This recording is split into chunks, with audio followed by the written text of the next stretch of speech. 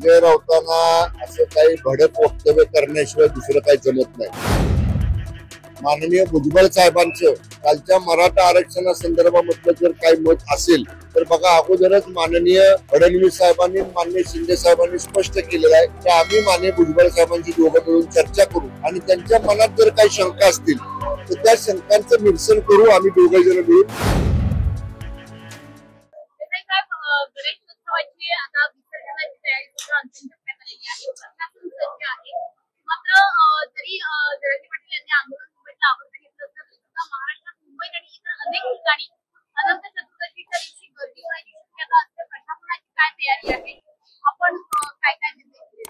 आम्ही विशेषतः ज्या जिल्ह्याची जबाबदारी माझ्यावरती आहे, सातारा जिल्ह्याचा मी पालकमंत्री म्हणून काम पाहतोय।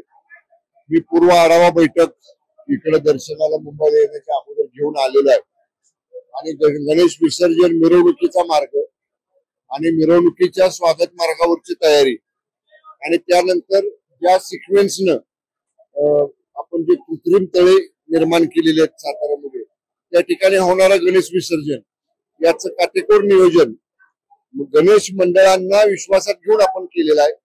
गर्दीच्या नियंत्रण ठेवण्यासाठी, गर्दीत लहान मुलांना, महिलांना योग्य सुरक्षा देण्यासाठी प्लेन क्लोथ्स मधले साध्या कपड्यातले पोलिसांचा सुद्धा योग्य बंदोबस्त आपण डिप्लॉय करणार आहे।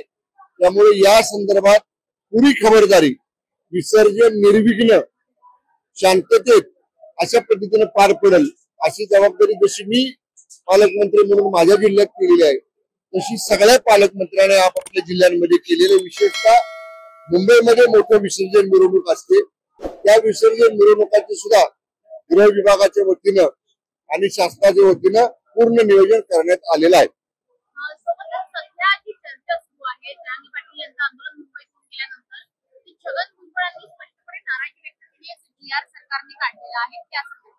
संजय राऊत त्याच्यावर म्हणतात की असं असेल तर भुजबळांनी आधी राजीनामा द्यायला हवा, मंत्रिमंडळातून बाहेर पडायला। संजय राऊतांना असं काही भडक वक्तव्य करण्याशिवाय दुसरं काही जमत नाही। माननीय भुजबळ साहेबांचं कालच्या मराठा आरक्षणासंदर्भामधलं जर काही मत असेल तर बघा, अगोदरच माननीय फडणवीस साहेबांनी माननीय शिंदे साहेबांनी स्पष्ट केलेलं आहे की आम्ही माननीय भुजबळ साहेबांची दोघं मिळून चर्चा करू आणि त्यांच्या मनात जर काही शंका असतील तर त्या शंकांचं निरसन करू आम्ही दोघे जण मिळून। त्यामुळे माननीय मुख्यमंत्री महोदय आणि दोन्ही उपमुख्यमंत्री महोदय हे भुजबळ साहेबांची या बाबतीत चर्चा निश्चितपणाने करतील। काय वेगळं कारण असू शकतं ना, का भुजबळ साहेब नव्हते मलाही माहित नाही, त्यामुळे माझी त्यांची भेट पण झालेली नाही। भुजबळ साहेबांची भेट झाल्यानंतर त्यांच्याशी बोलून मग कदाचित आम्ही सांगू तुम्हाला।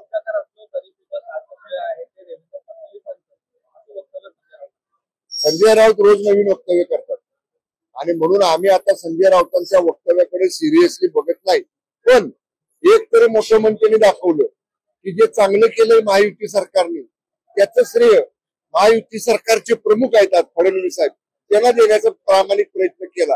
आता आतापर्यंत महायुतीनं कितीही चांगलं काम जरी केलं तरी त्याला कधी चांगलं संजय राऊत म्हणत नव्हते, पण किमान महायुती म्हणून हे काम केलं। फडणवीस साहेब सुद्धा काय म्हटले, हा निर्णय घेताना मी आणि आमच्या दोन्ही उपमुख्यमंत्र्यांनी मंत्रिमंडळ उपसमितीने आम्ही एकत्रपणाने घेतलेला आहे। म्हणजे जरी संजय राऊत म्हणत असले की माननीय फडणवीस साहेबांना ते श्रेय देत आहेत, फडणवीस साहेबांनीच हे स्पष्ट केले आम्ही सगळ्यांनी मिळून हा कलेक्टिव्ह डिसिजन घेतलेला आहे, आम्ही संयुक्त निर्णय घेतलेला आहे। त्यामुळे यातनं महाराष्ट्रातल्या जनतेला जे कळायचं ते कळालेलं आहे। एकनाथ शिंदे मुख्यमंत्री असताना त्यांनी तो गुलाल लावला होता आणि मुख्यमंत्री देवेंद्र फडणवीसांनी जरांगे पाटलांचं हे आंदोलन मुंबईतून माघारी पाठवलेलं आहे। यामध्ये आता मुख्यमंत्री देवेंद्र फडणवीस हे मोठा चेहरा होताना दिसतात, मराठा समाजाचा चेहरा होताना दिसतात आणि जी उपसमिती केलेली होती त्यामध्ये सुद्धा भाजप नेत्यांना प्राधान्य देण्यात आलेलं आहे। सगळे निर्णय आम्ही उपसमितीमध्ये एकत्र घेतलेले आहेत। मी सुद्धा त्या उपसमितीचा एक सदस्य आहे। या वेळच्या माननीय जरांगे दादांच्या आंदोलनामध्ये जेवढ्या जेवढ्या बैठका झाल्या प्रत्येक बैठकीला 100% उपस्थिती सगळ्या सदस्यांची आहे। शिवसेनेच्या वतीनं मी, मान्य उदय सामंत आणि मान्य दादा भुसे साहेब आम्ही तिघेही एकत्र प्रत्येक बैठकीला आहे। प्रत्येक बैठकीमध्ये आम्ही सहभाग घेतला आणि बैठकीतला प्रत्येक निर्णय अंतिम करण्यापूर्वी मान्य शिंदे साहेब, मान्य फडणवीस साहेब, मान्य अजितदादा या तिघांची चर्चा करून त्यांच्याशी बोलल्याशिवाय समितीतला कुठलाही निर्णय अंतिम झालेला नाही. ओके.